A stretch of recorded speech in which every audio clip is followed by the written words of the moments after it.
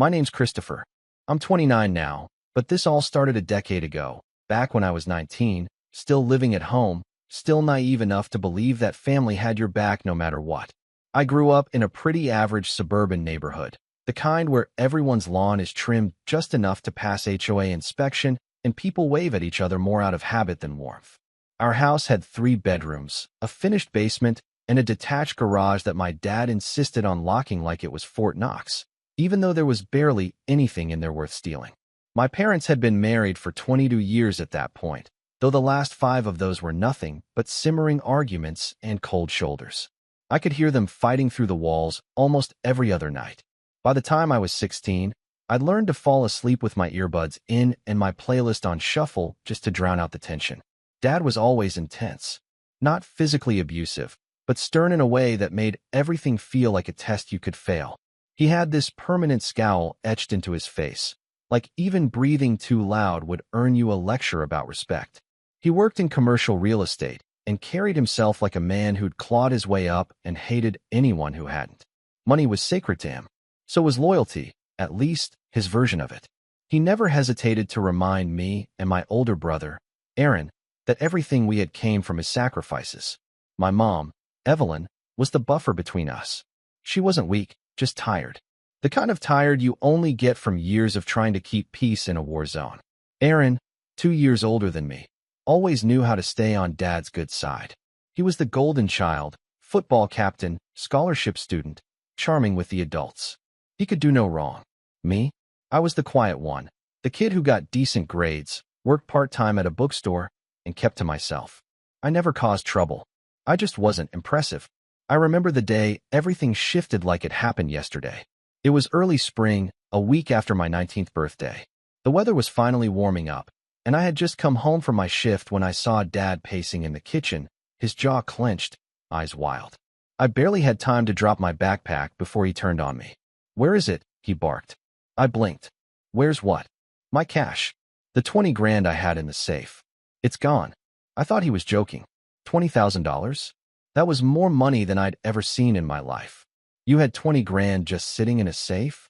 "Don't play dumb," he growled, stepping closer. "I know it was you. You're the only one who knew the combination besides me." I stood there stunned. I had no idea he kept that kind of money in the house, much less that it was missing. "I didn't take anything, Dad. I swear." He didn't even hesitate. Liar. The word hit harder than it should have. Not because it was the first time he'd accused me of something. It wasn't. But because this time, I could see it in his eyes. He meant it. He truly believed I had stolen from him. Mom came rushing in from the living room, confused and panicked. "What's going on?" "He stole $20,000 from the safe," Dad said flatly, pointing at me like I was some criminal he'd just caught red-handed. "What?" "Christopher would never." "Don't defend him, Evelyn. The money's gone, and he's the only one who had access. It doesn't take a genius to figure this out." Aaron showed up a few minutes later, clearly having been called home from wherever he was. He looked between us, confused, then said nothing. Not a word. Just stood next to Dad with that same skeptical look he always gave me when he thought I was being overdramatic. I tried to defend myself. I begged them to listen. I even offered to let them check my room, my bank account, everything. But it didn't matter. Dad had already decided I was guilty. Mom didn't say much after that. She just looked defeated, like something had finally broken inside her. Aaron stayed silent, and that silence was somehow worse than anything else. That night, Dad told me to pack my things and leave. I wasn't welcome under his roof anymore. I had nowhere to go. I hadn't even started college yet. My savings were pitiful, and I'd never even looked into apartments because I assumed I'd be living at home for at least another year while I figured things out. But none of that mattered. Within 24 hours, I was out. I spent the first 2 weeks crashing on a coworker's couch and trying not to cry every time I looked at my phone. Not because I was waiting for Dad to apologize. I knew better, but because Mom hadn't called. Aaron hadn't texted. No one reached out. I felt like a ghost. And then the rumors started. Extended family. Friends of the family. Even a few people from my old high school. "I heard you stole from your dad. What happened with the money?" "I didn't think you were like that." I realized then that Dad hadn't just kicked me out. He'd gone out of his way to scorch the earth behind me. Every Thanksgiving, every Christmas, every family event, I was the elephant in the room who wasn't invited. And if I was mentioned, it was with a shake of the head and a story about how I'd chosen a different path. I tried to move on. Really, I did. I worked, saved up, eventually enrolled in community college, transferred to a state school, got a degree in digital media. It wasn't glamorous, but it was mine. I built a life. I made friends. I learned how to carry the weight of being the disappointment. And yet, no matter how far I got, the ache never fully left. I'd hear about Aaron getting engaged or see pictures of family gatherings online, always missing one face, and it would hit me all over again.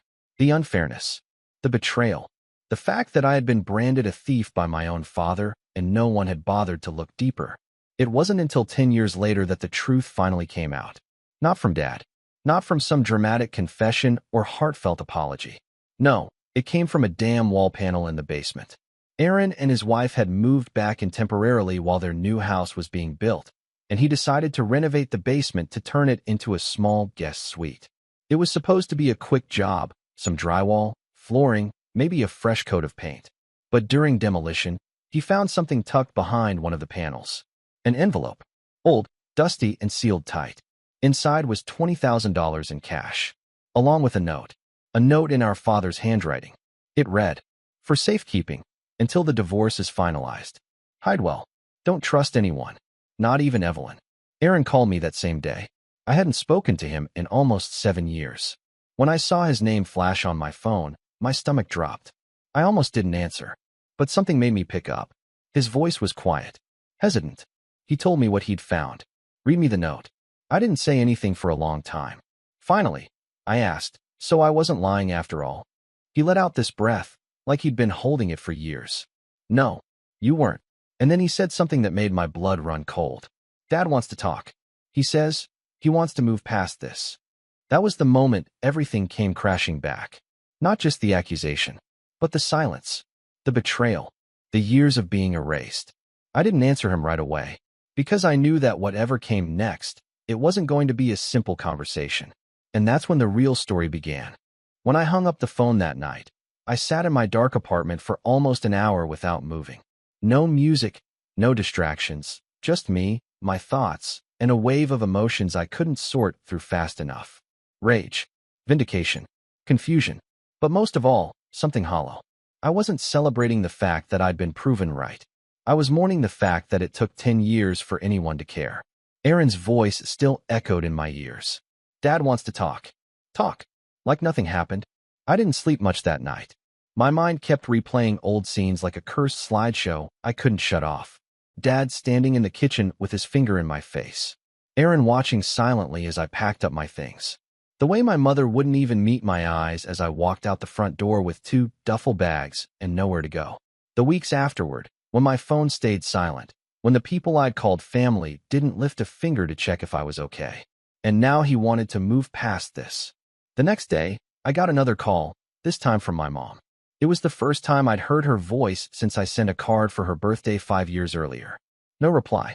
No thank you. Just silence. And now, suddenly, here she was. "Christopher," she said softly. "Aaron told me what he found. We didn't know." I didn't say anything. I let the silence hang. "I should have believed you," she whispered. That sentence didn't land the way she thought it would. It wasn't a salve. It was a shovel, digging up everything I'd buried. Her silence all those years hadn't been neutral. It had been a choice. She had chosen comfort. Chosen to preserve Dad's ego over defending me. "I lost 10 years of my family," I said finally. "Because no one believed me." "I know. And I'm so sorry. Your father, he thought you'd been sneaking around the house at night. He was under a lot of stress from the divorce and—" "No," I cut in. "Don't make excuses for him." There was a pause. Then a quiet. "He wants to apologize." "Did he say that? Or are you hoping I'll make it easier for everyone?" She didn't answer that. I didn't hang up, but I ended the call quickly. My mind was spinning. I didn't know what I was supposed to do with all this. There was no roadmap for what to do when your family suddenly remembers you exist. A few days passed. I ignored 2 more calls from Aaron and 1 from my dad. Then, a text. "Dad, I made mistakes. Let's talk. Please." I stared at it for a long time. I wish I could say that I didn't care anymore. That I'd moved on, built a better life, and wasn't affected. But that would be a lie. I did care. Deeply. Too deeply. That text opened wounds I thought had scarred over. So, after a week of debating with myself, I agreed to meet. We chose a neutral location, some cafe halfway between our places. Aaron came too. I hadn't seen either of them in almost a decade. Dad looked older, thinner. His hair had gone almost completely gray, and the deep lines around his eyes looked like they'd been carved from guilt. Aaron looked mostly the same, though there was something about his posture, more cautious, less confident. When I walked in, they both stood up, unsure whether to shake my hand or hug me. I just sat. No one spoke for a moment. Then Dad cleared his throat. "You look well." I said nothing. He tried again. "I know I don't deserve to ask this, but I'd like to say I'm sorry." His voice was tight, controlled, like he'd rehearsed this. I finally looked up. "Sorry for what?" He blinked. "For accusing you. For throwing you out. For not believing you." "That's a start," I said. "But it's not everything, is it?" Aaron looked uncomfortable. He shifted in his seat. Dad exhaled slowly. "I was going through a lot back then. Your mother and I." "Stop," I said sharply. "Don't blame the divorce. Don't deflect. You told everyone I was a thief. You burned every bridge I had. You made sure no one would take my side. I didn't just lose a home. I lost my entire family." Dad stared at the table. "I thought you'd taken the money," he said finally. I panicked. I was angry. I wanted someone to blame. "So you picked your son." "I picked the one who wasn't Aaron," he muttered. It was the first time he'd admitted it out loud. The golden child. The quiet one. It had always been that way. Aaron leaned forward. "I should have said something back then. I knew it didn't make sense. You never lied, never stole, never even raised your voice." "Then why didn't you defend me?" I asked. He looked ashamed. "Because it was easier not to. Because Dad had already made up his mind, and I didn't want to be next." There it was. Easier. That word hit me like a slap. Easier to abandon me than risk their own comfort. Easier to let me carry the weight of something I didn't do than confront the man who ruled over us like a dictator. Dad finally looked up. "I know I messed up, but I want to fix this. I want to have a relationship again." I stared at him, at his wrinkled face, the eyes that once looked at me with disgust, now pleading for forgiveness. "You didn't just mess up," I said slowly. "You ruined my life for years. You told every cousin, aunt, friend, and neighbor that I was a criminal. You never once questioned if you were wrong." He nodded, swallowing hard. "I know, and I'll spend the rest of my life making it up to you if I have to." The rest of his life. Like that was a check he could write. I didn't give him an answer. I just got up, said I needed time, and left. But the story didn't end there. Because 2 weeks later, I found out something that pushed everything past the point of no return. I was grabbing lunch with my cousin Rachel, one of the only family members who'd ever quietly messaged me over the years, even if it was rare. She'd heard about the discovery in the basement and wanted to catch up. It was the first time I'd seen her in person since I was 19. We were halfway through lunch when she said something that stopped me cold. "You know, your dad told everyone he filed a police report back then." I froze. "He what?" "Yeah," she said, frowning. "He said he had to report the theft to the police for insurance reasons. That you were under investigation." I remember my mom freaking out about it. She said your name would be blacklisted forever. I stared at her. My hands felt numb. There had never been a police report. At least, not one I knew of. When I got home, I did some digging. Called the precinct. Requested any records associated with my name from that year. And there it was. A report filed under my name, listing me as the primary suspect in a domestic theft of $20,000. Signed by my father. I wasn't charged, because there was no evidence. But it was there. A shadow that had followed me for years without me knowing. It explained why I'd been denied 2 scholarships. Why certain jobs never called back. Why one landlord suddenly ghosted me after running a background check. He hadn't just thrown me out. He'd branded me. And never told me. Never apologized for that. Never rescinded it. The next time he called, I didn't pick up. He left a voicemail, chipper and casual, as if we were easing back into a relationship. Said he was thinking of having a little family dinner, that Aaron and his wife would be there, and Mom was excited to see me again. I sat there listening, seething.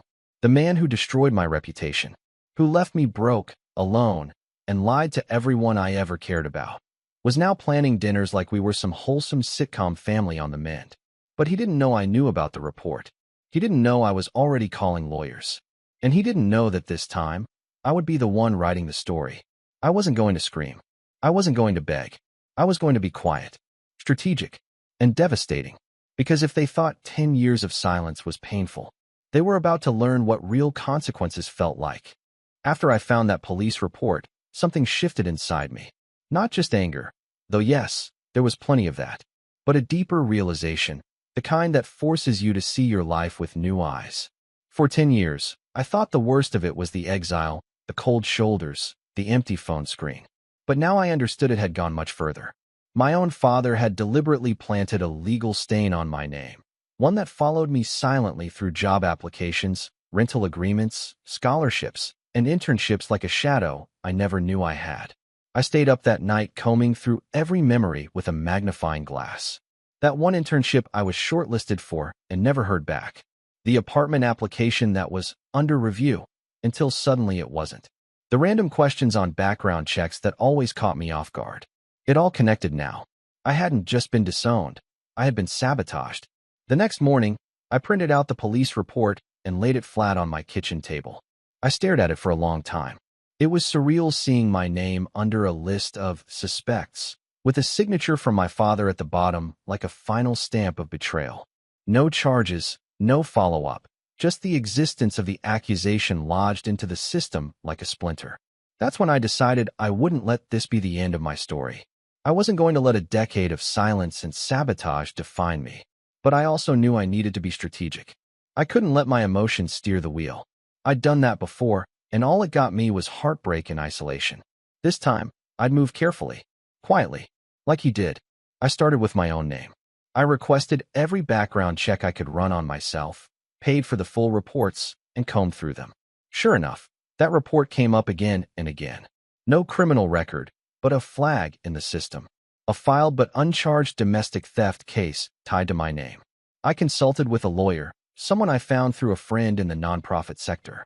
She was sharp, patient, and had this calm way of talking that made you feel like nothing was impossible. This is going to take time, she told me after reading the documents. But it's not irreversible. She explained the steps. A petition to expunge or seal the report.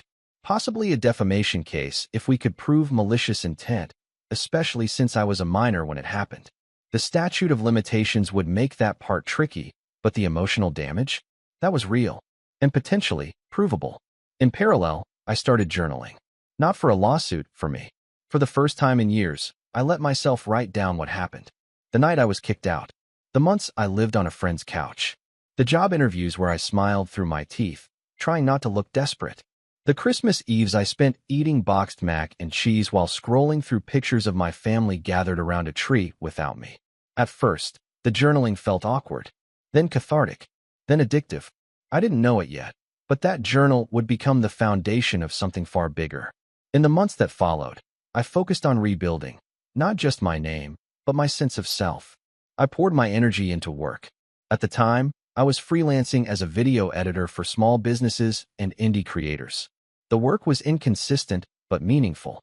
I decided to rebrand myself. New portfolio, new pricing, new clients.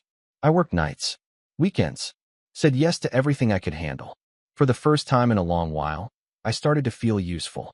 That summer, I took on a documentary editing project for a local filmmaker who was doing a piece on restorative justice. It was a small gig, not much money, but it lit something in me. Watching footage of people healing, confronting the past, reclaiming power, it hit close to home. I edited that project with everything I had. When it was done, the filmmaker thanked me profusely and passed my name along to a few colleagues. Within 2 months, I had a waiting list. Meanwhile, my lawyer made slow but steady progress.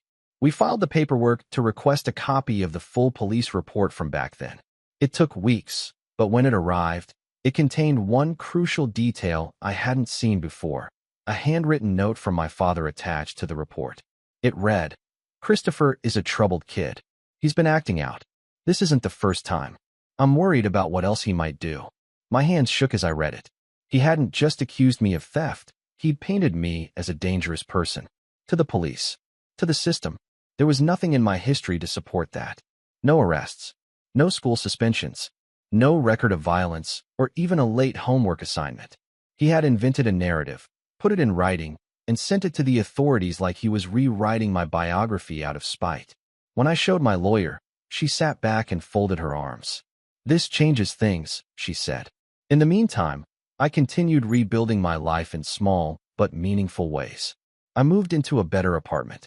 Not flashy, but clean, quiet, and entirely mine. I adopted a dog from a rescue. Milo, a scrappy little mutt with more personality than coordination. Every morning, we walked the same loop around the park, and every morning I felt a little more grounded. My social life grew too. Not explosively, but enough. I reconnected with a few old friends, started saying yes to things I used to avoid, dinners, movies, even a short weekend trip. The loneliness I'd carried for so long began to thin out, replaced by something warmer. It was still hard to trust people, but I was trying. Professionally, things began to take off. My editing business grew. One of my clients, a motivational speaker with a decent following, offered me a long-term retainer contract. I started making decent money for the first time in my life. Not rich, not yet, but stable, independent. And then, one night, it happened. I got a message from Aaron. It was a screenshot of a Facebook post from my dad. The post was long, overly sentimental, and filled with half-truths. He talked about the power of forgiveness, how family bonds can heal with time, and how rebuilding bridges starts with honest conversations. It ended with a picture of us from when I was a kid, me sitting on his shoulders at a family barbecue, both of us laughing. I felt sick. Not because he wanted to apologize, but because he wanted to control the narrative. He wasn't reaching out to me directly. He was performing for an audience, preemptively managing the optics. My stomach turned as I read the comments. "So glad you're reconnecting. Family is everything. Proud of you for taking the first step."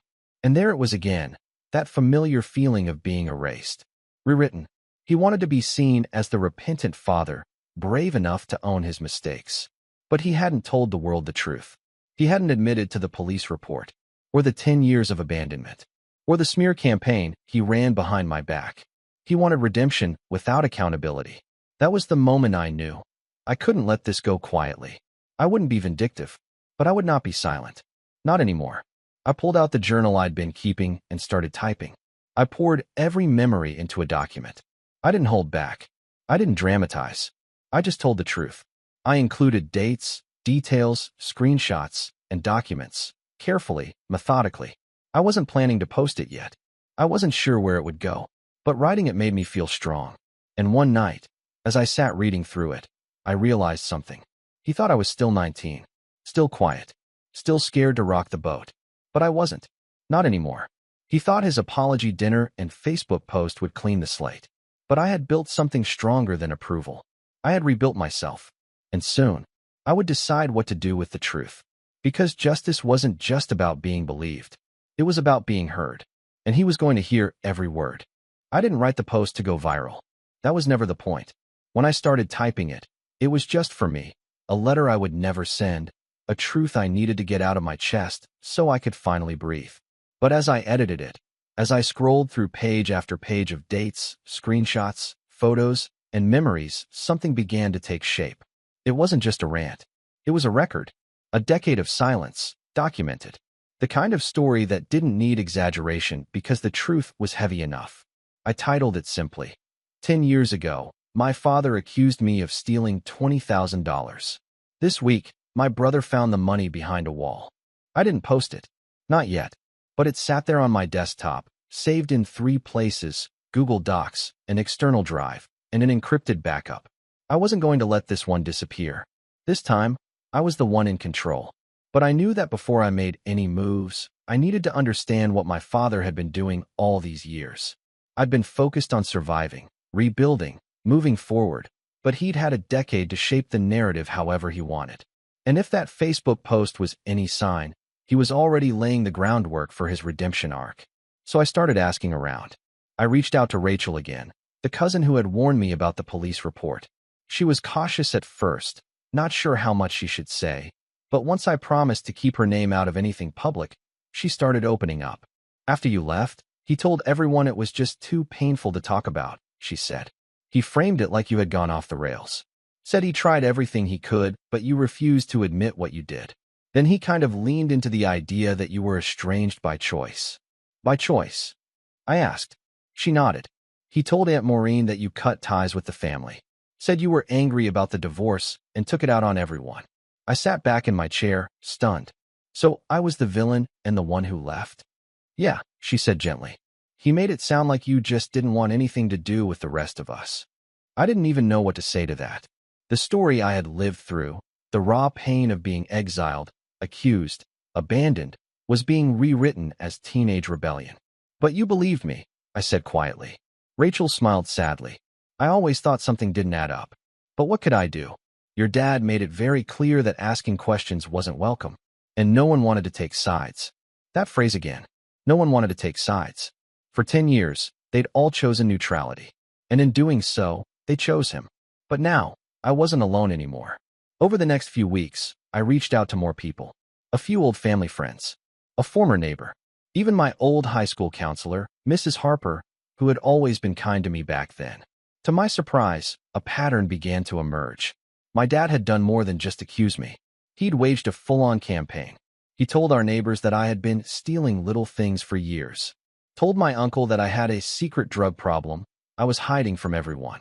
Told a church friend that I'd stolen from my mother's purse when I was 16, something that never happened. One person even recalled him saying I'd forged his signature to get into his safe. Each lie was slightly different, but they all painted the same picture. I was dangerous, dishonest, untrustworthy, and he never once corrected any of it. He never came clean when the truth came out. He never took down the report. He just shifted his strategy from defense to damage control. And that's when I realized something important.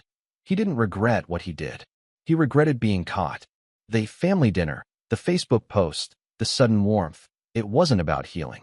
It was about optics. He wanted to control the fallout before it spread. He knew Aaron had told me the truth. He knew the report still existed. He knew that his carefully built version of events was starting to crack. And now, I held the hammer. So I began to plan. I wasn't going to scream at him. I wasn't going to show up at his house or stage some dramatic confrontation. That's not how he operated. He didn't scream. He didn't throw punches.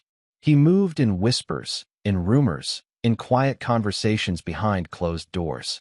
So I would beat him at his own game. The first step was legal.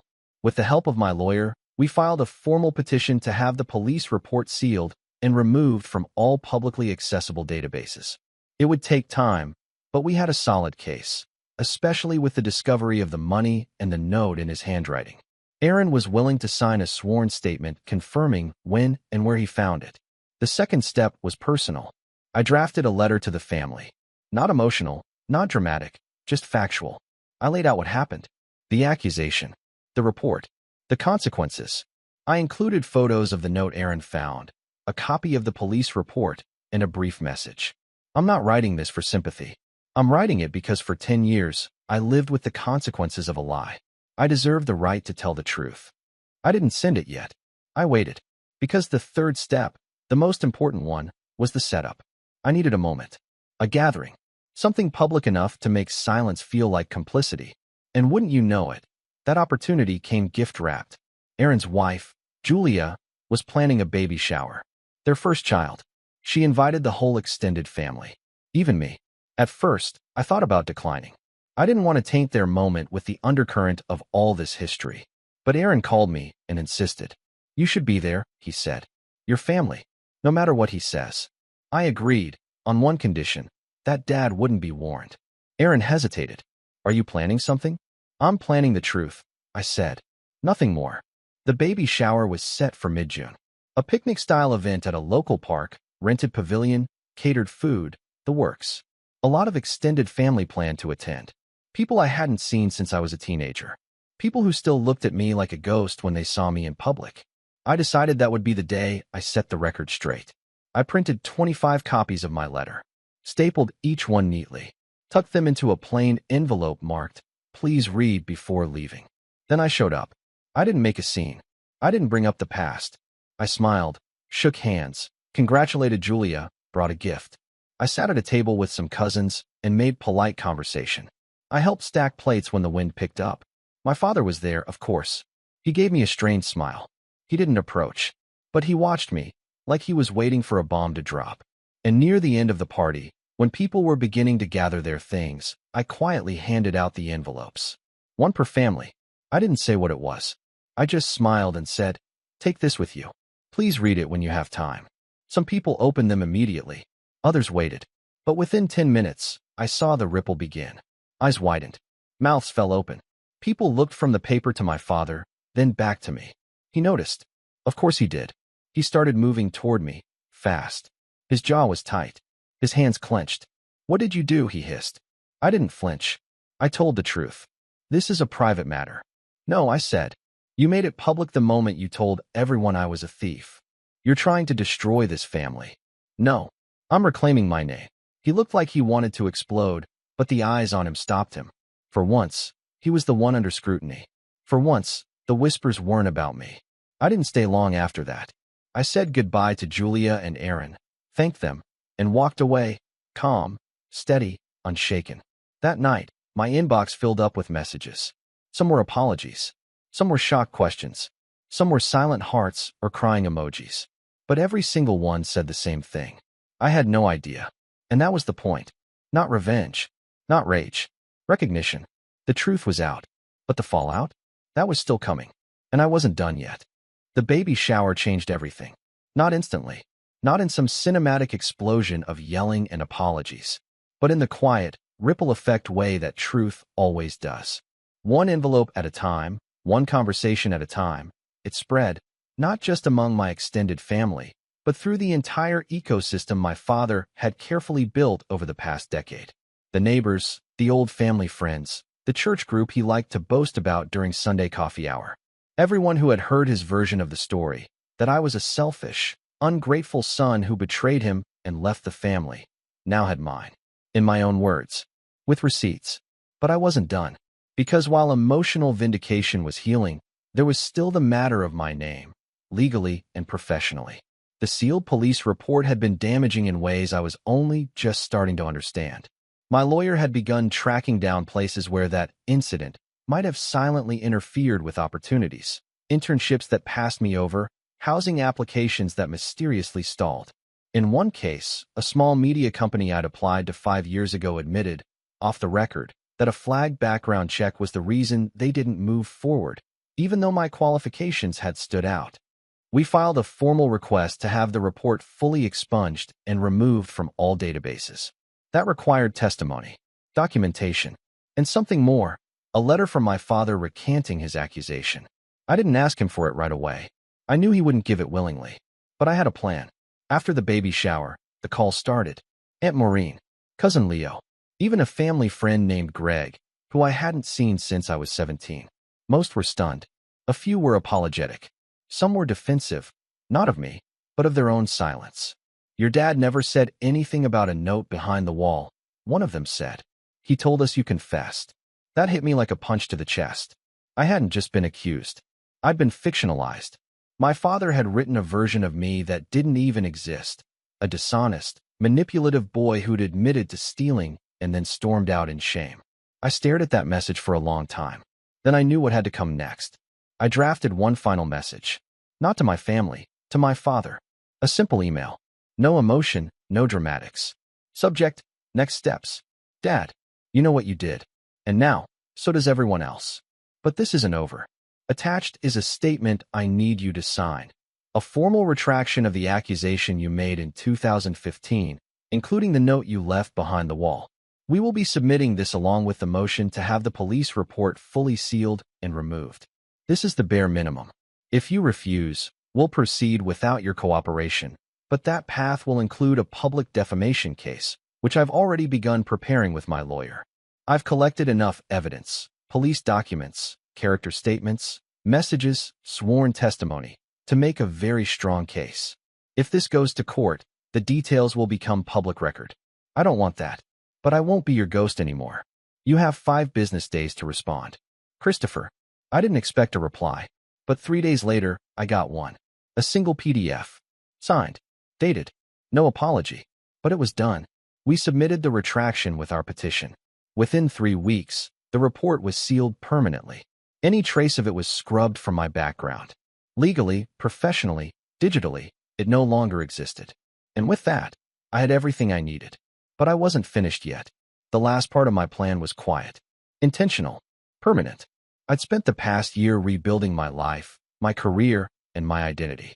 I had a portfolio full of successful projects, a growing roster of clients, and a reputation for precision and professionalism. But now, I wanted to use my voice for something more. I launched a podcast, just a small one. No sponsors, no flashy intro. Just me, a microphone, and stories. Real stories. The first episode was titled, "The Son Who Was Erased." I didn't use names. I didn't need to. I told my story. From the day I was accused, to the couch I slept on, to the dog I adopted, to the wall panel in the basement. I included every beat of the journey, not to shame anyone, but to show people what it's like to be cut out of your own family without a second thought. The episode went viral. Not overnight, but slowly, one share at a time. People wrote in with their own stories, being accused, abandoned, misunderstood. Some told me they'd reached out to their siblings for the first time in years. Others said they'd finally stood up to a parent who had manipulated them for decades. I hadn't meant to become a voice for anyone else, but somehow I had. And that became the final act of my revenge, being heard. Not as a victim, not as a lost son, but as a man who rebuilt himself from ashes and turned betrayal into something meaningful.